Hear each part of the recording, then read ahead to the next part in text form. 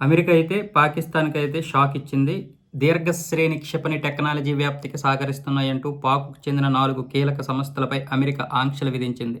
ఈ మేరకు బుధవారం అగ్రరాజ్య విదేశాంగ శాఖ ఓ ప్రకటన విడుదల చేసింది. ఈ జాబితాలో పాక్ ప్రభుత్వ రంగానికి చెందిన నేషనల్ డెవలప్మెంట్ కాంప్లెక్స్ కూడా ఉంది. ఇది పాక్ బాలిస్టిక్ మిసైల్ కార్యక్రమానికి సహకరిస్తుందని ఆరోపించింది. ఇది సామూహిక జనహనన ఆయుధాలను వ్యాప్తి చేస్తుందని పేర్కొంది. ఇక Akhtar Sons private limited affiliates international, rock side enterprises కూడా అమెరికా జాబితాలో ఉన్నాయి. ఈ 3 కంపెనీలు కరాచీ కేంద్రంగా పనిచేస్తున్నాయి. ఎన్డీసీ సంస్థ క్షిపణి ప్రయోగానికి వినియోగించే వాహనాల చాసిస్లను, పరీక్షలకు వినియోగించే పరికరాలను కొనుగోలు చేస్తుందని పేర్కొంది. ఈ సంస్థ షాహీన్ శ్రేణి క్షిపణుల తయారీలో చురుగ్గా పాల్గొందని వెల్లడించింది.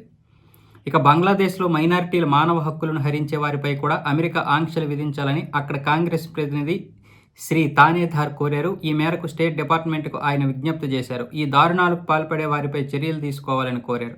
ఈ ఏడాది ప్రధాని షేక్ హసీనా రాజీనామా చేసి దేశం విడిచి వెళ్లిన నాటి నుంచి బంగ్లాదేశ్లో రాజకీయ హింస గణనీయంగా పెరిగిపోయింది. బంగ్లాదేశ్ రాజకీయ సంక్షోభంలో కూరుకుపోయిన నాటి నుండి హిందూ, బౌద్ధ, క్రిస్టియన్ మైనారిటీలు హింసకు గురవుతున్నారు. కొత్త ప్రభుత్వం ఏర్పాటైన నాటి నుంచి హింసలో మరో అధ్యాయం ప్రారంభమైందని పేర్కొన్నారు.